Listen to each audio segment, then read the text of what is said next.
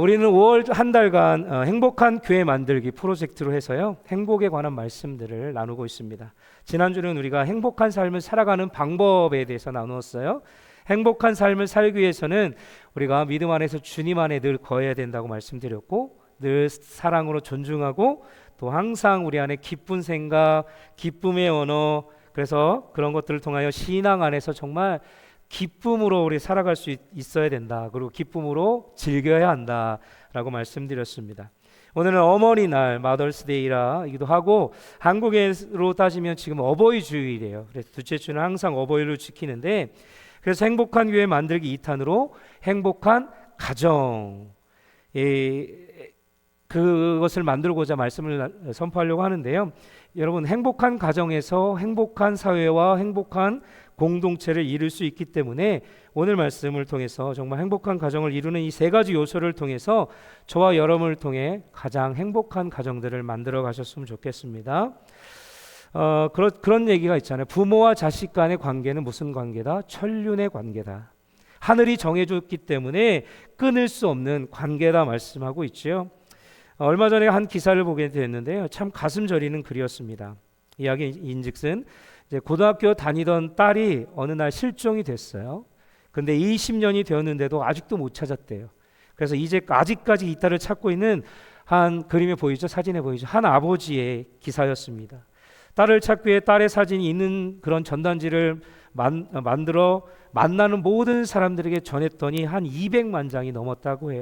20년 동안 지금까지도 아직도 못 찾아서 저렇게 다니고 있다라는 거죠. 내 딸 실종된 송혜이 좀 찾아주세요 라고 길가에 내건 현수막도 있고 4,000개가 된다고 하니까 어마어마한 숫자로 딸을 찾기 노력하고 있는 것을 봅니다.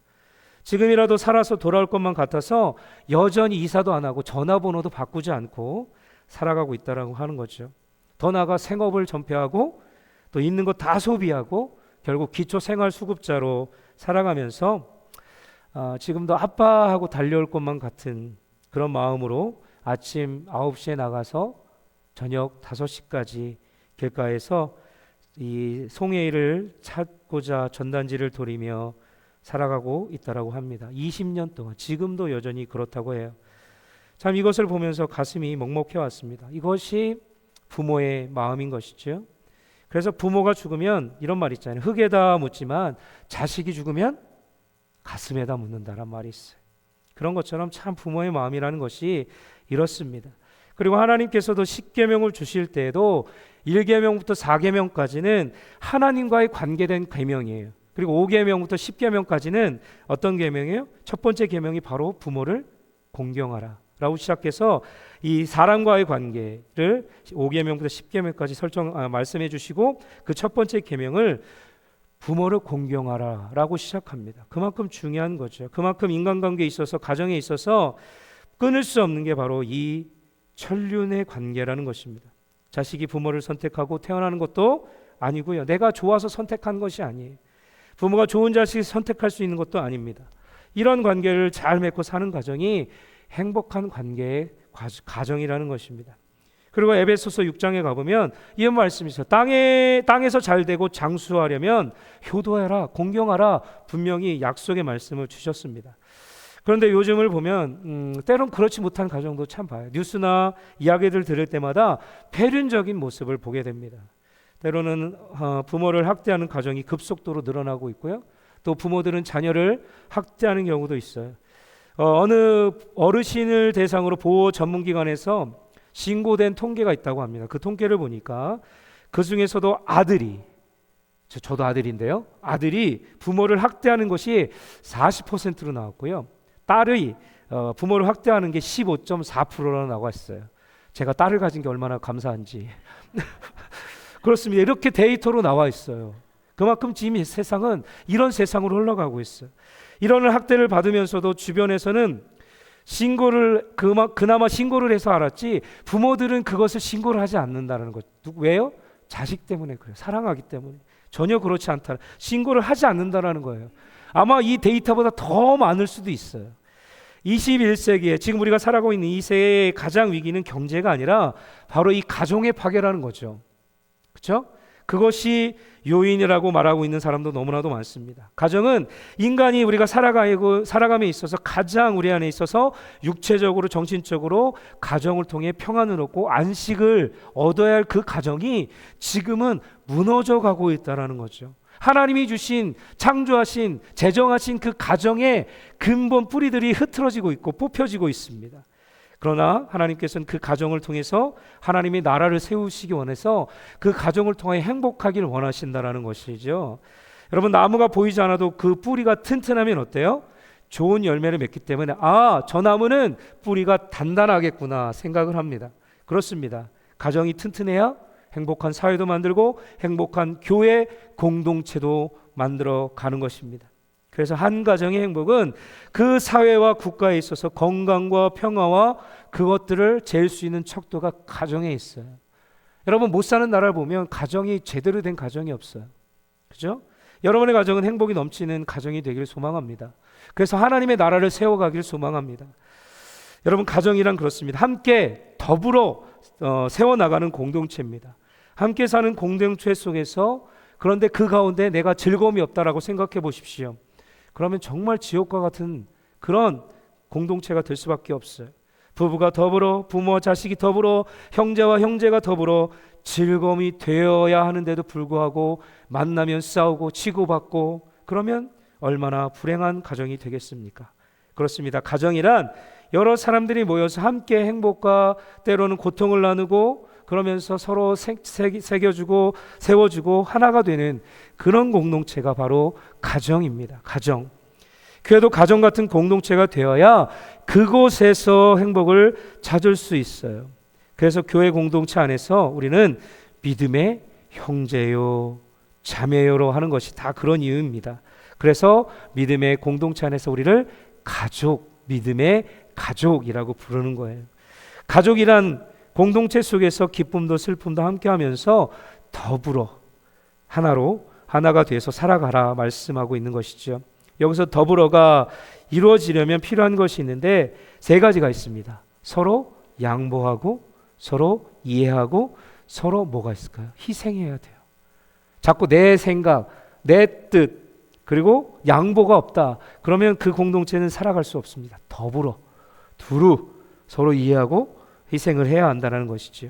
자기 고집만 주장하거나 권리만 주장하면 더불어 하나가 될 수 없습니다. 저는 여러분의 가정이 세상이 부러워할 정도로 정말로 행복한 가정들이 됐으면 좋겠어요. 별로 안 그렇고 싶은가 봐요. 반응이 없으십니다. 행복한 가정이 되길 소망합니다. 아멘. 행복한 가정이 되어 주십시오. 오늘 말씀에서는 솔로몬이 잠언을 기록하면서 행복한 가정을 이루는데 필요한 세 가지 요소를 말씀해 주고 있어요.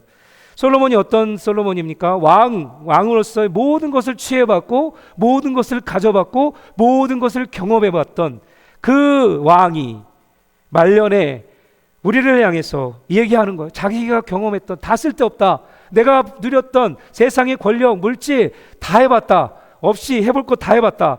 그런데 중요한 것 말씀해 주고 있는 것이지요. 이 세 가지를 통해서 정말 행복한 가정을 만드셨으면 좋겠어요. 첫 번째 가정은 무슨 가정입니까? 하나님을 잘 섬기는 가정을 만들어야 한다라고 말씀하고 있어요. 오늘 16절 말씀 보면 가산이 적어도 여호와를 경외하는 것이 크게 부하고 번뇌하는 것보다 낫다라고 분명히 말씀하고 있습니다. 이 말씀 가운데 어떤 가정이 하나님을 잘 섬기는 가정인지를 말씀해 주고 있어요. 어떤 가정이 잘 하나님을 섬기는 가정입니까? 하나님을 경외하는 가정입니다. 경외한다는 말이 성경에 보면 45번이나 기록하고 있어요. 경외란 하나님을 두렵고 떨리는 마음으로 경건하게 섬기는 것을 말합니다. 솔로몬은 가산이 적어도 하나님을 경외하는 것이 세상의 부와 권력을 가지고 걱정 근심하며 살아가는 것보다 어떠라고요? 낫다라고 얘기를 해주고 있어요. 인생의 모든 것을 다 즐겨봤고 경험해봤던 솔로몬이 하나님을 경외하는 것만큼 중요한 게 없다라고 얘기를 하는 거죠. 다 쓸데없다라는 거죠. 하나님을 경외하는 것이 제일이다라고 얘기를 하는 거예요. 비록 가진 것 없고 소유가 넉넉지 못해도 그런 가운데서 행복하게 살아가는 가정이 있는가 하면, 반면에 내가 가진 건 많지만 그 가정이 싸늘하고 그냥 냉동고의 냉장고처럼 갈등하고 뒤엉켜 있으면 그 가정은 어떻겠습니까? 불행하다는 거예요.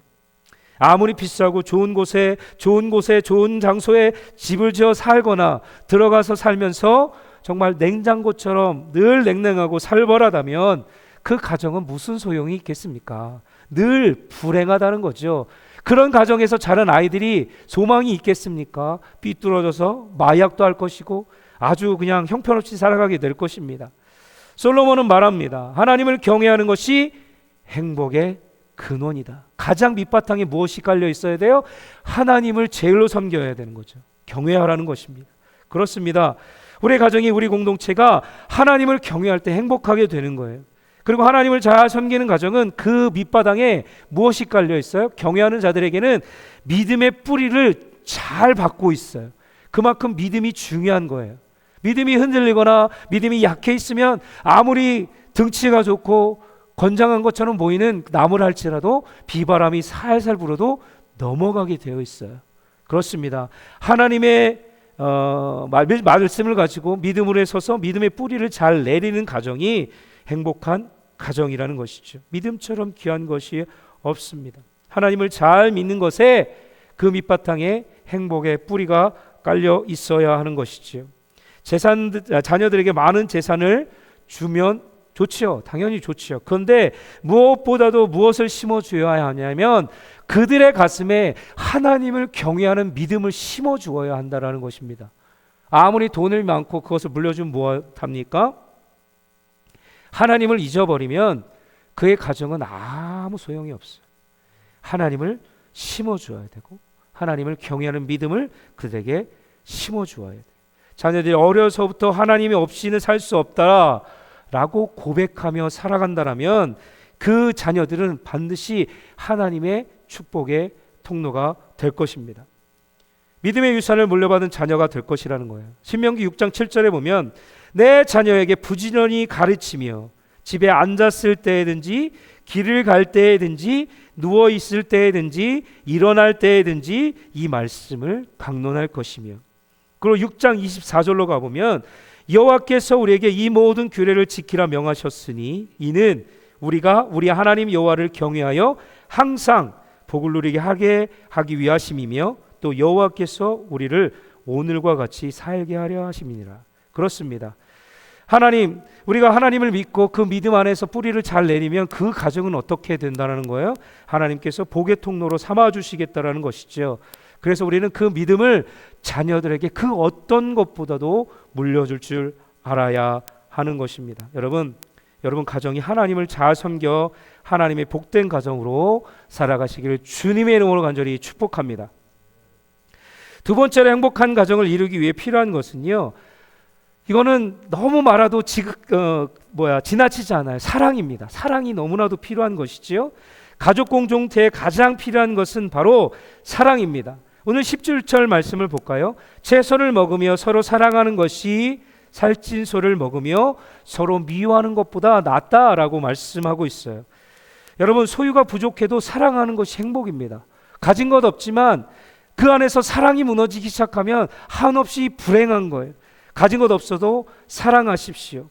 사람은 의식주로만 살 수 없습니다. 필요하지만 그것으로만 만족해서는 안 된다는 거죠. 옷만 잘 입고 명품을 거쳐 타고 행복한 것이 아니라는 것입니다. 그러면 그럴수록 취하면 취할수록 우리의 마음이 어때요? 점점 공허해져요. 예전에 그랬잖아요. 20평 아파트를 살고자 열심히 노력했어요. 20평 아파트에 들어갔어요. 근데 좀 살다 보니까 우리 집이 너무 좁은데? 또 어때요? 30평을 위해서 열심히 죽어라 고생해요. 또 30평을 가요. 갔더니 어때요? 여러분은 대단하십니다. 만족감, 자족하고 살아가십니다. 30평에 갔더니 또 욕심이 생겨. 너무 작아 우리 집. 그러면서 40평, 50평. 그래, 우리 인생이 그런 거예요. 자꾸 욕심을 내다 보면 마음이 점점 더 어떻게 공허해져요. 왜요? 사랑이 없기 때문에 그렇습니다. 속이 공허하고 허전해 있는데 겉만 화려하다고 행복할 수 없다라는 거죠. 그 안에 진정한 자유와 기쁨이 있어야 되는데 기쁨이 없어요. 자꾸 욕심을 채우려고 하기 때문에 그렇습니다.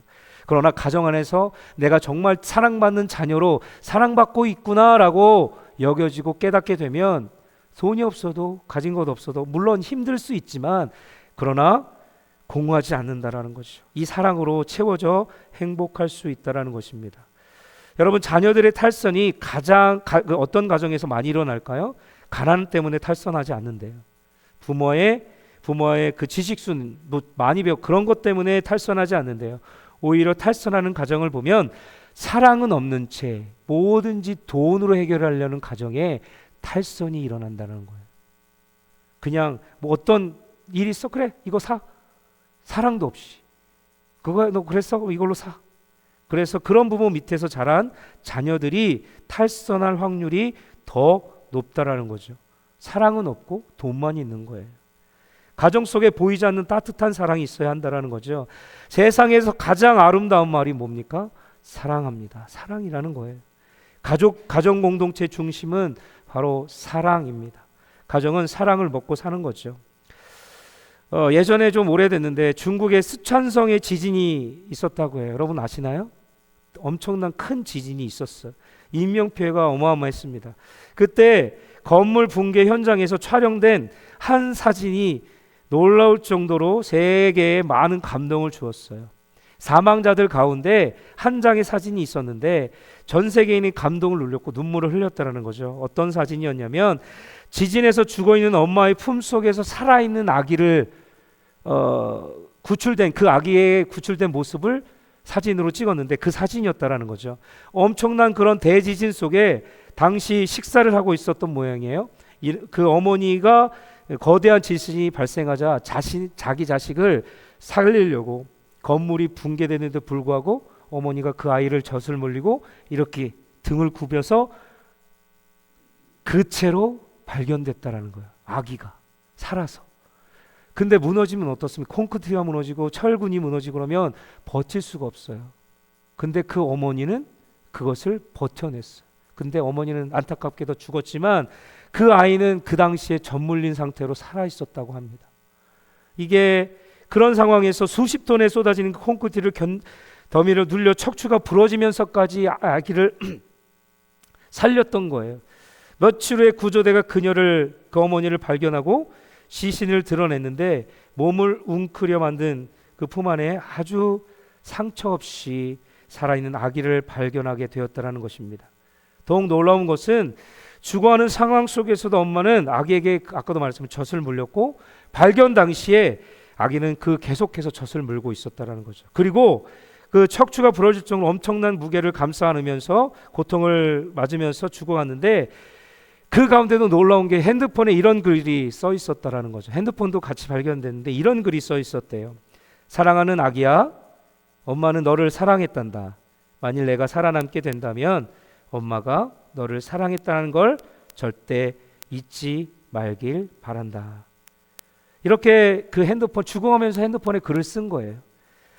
이 아기에게 전하는 엄마로서의 마지막 문자가 찍혀있는 이 모습이 전 세계인으로 감동과 눈물을 흘리게 했다라는 것입니다.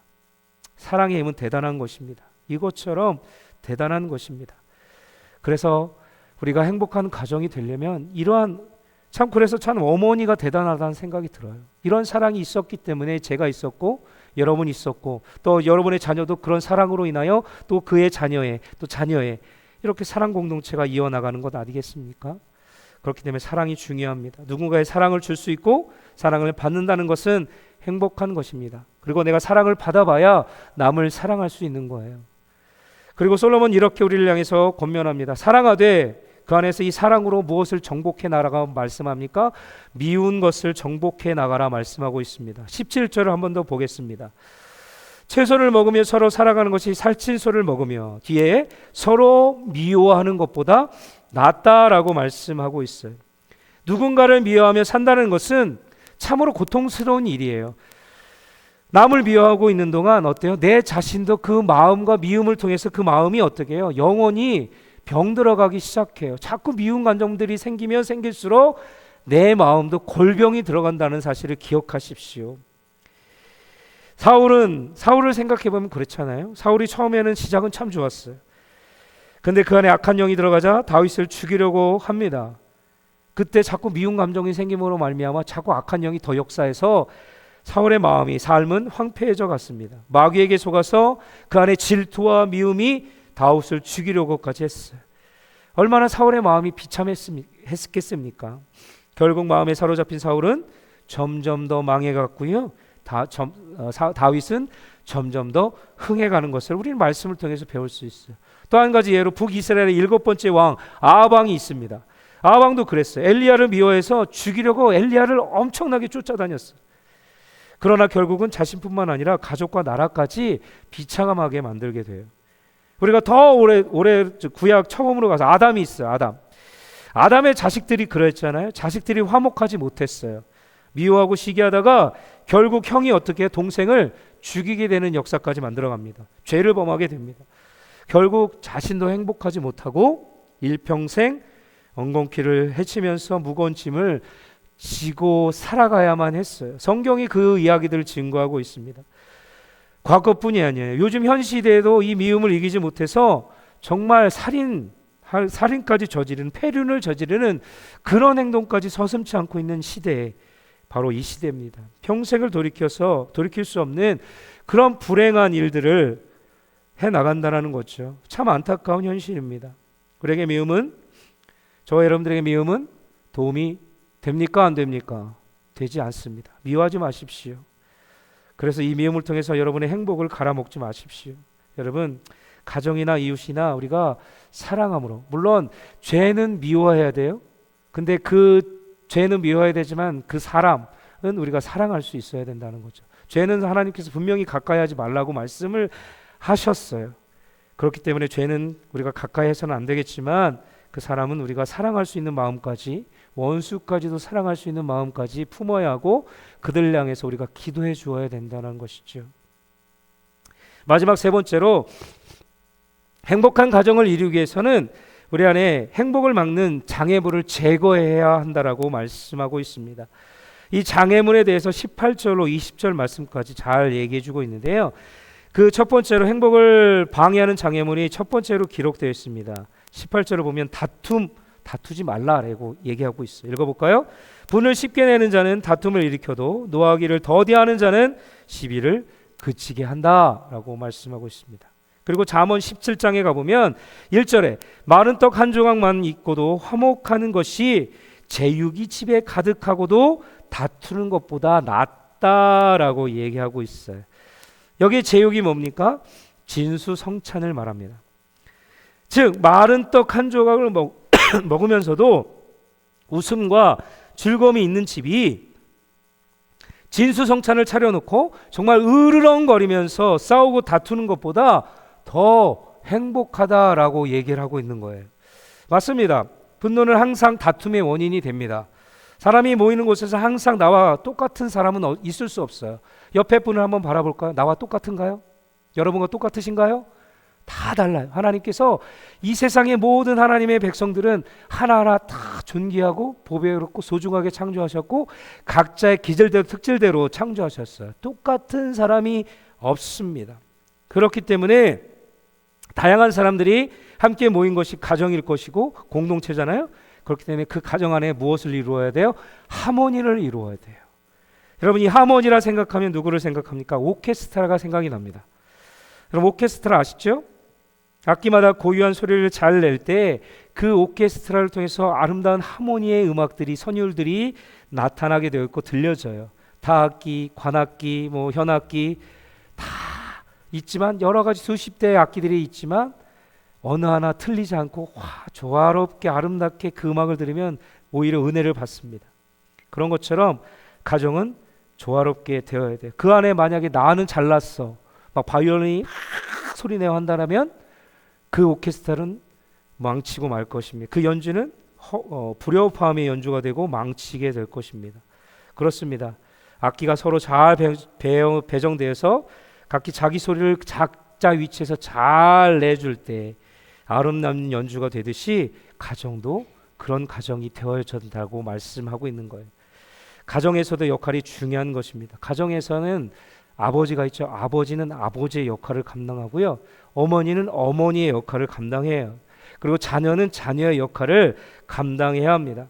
세상은 평화를 유지해라. 그래서 동등하게 다 여겨져야 된다. 맞아요. 맞는 말씀이에요. 평등해요. 하나님에서 누구나 다 평등해요. 그러나 역할이 다를 뿐이에요. 근데 세상은 그 역할까지도 동등하게 만들라라고 좀 사회법으로 만들고 있잖아요.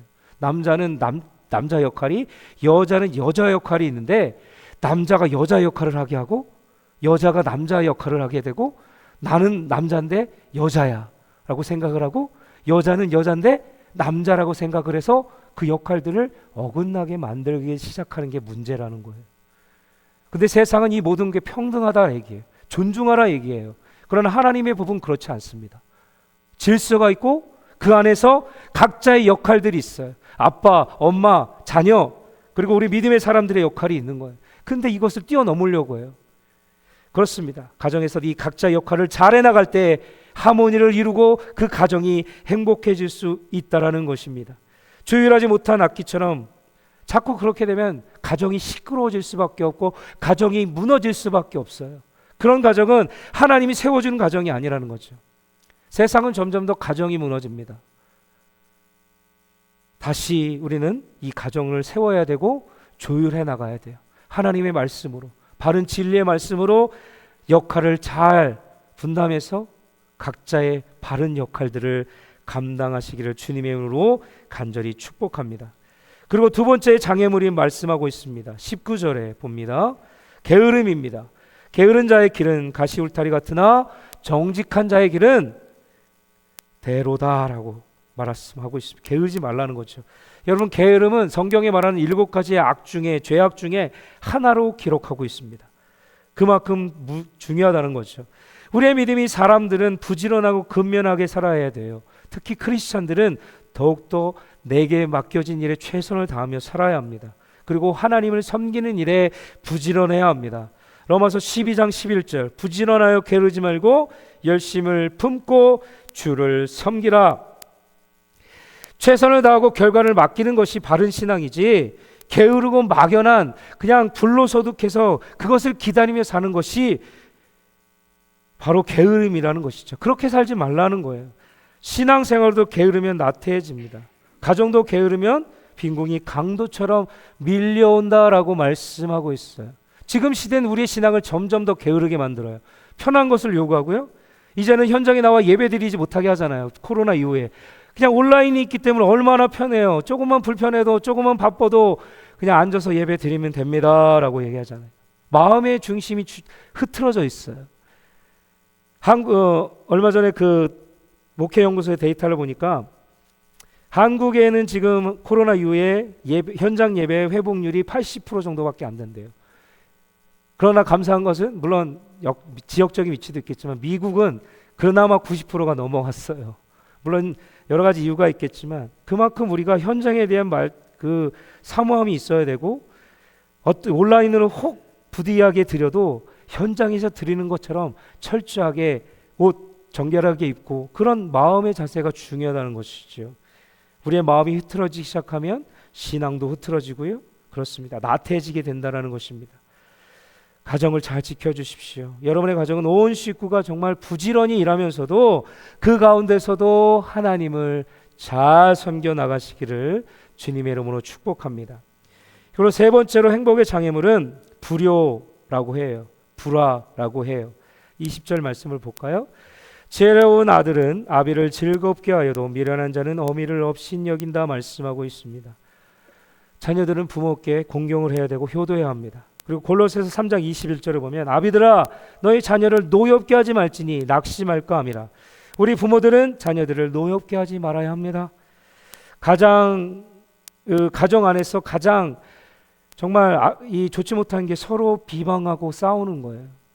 자녀들이 불효하고 부모들은 자녀를 노엽게 만들고 화목하지 못하는 것이 참 불행한 것이지요.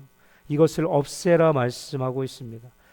내가 진심으로 자녀를 사랑하고 진심으로 자녀가 행복해지기를 바라고 정성을 다하고 최선을 다해서 그렇게 키운 아이라면 그 아이는 당연히 부모를 존경하고 공경할 수밖에 없어요.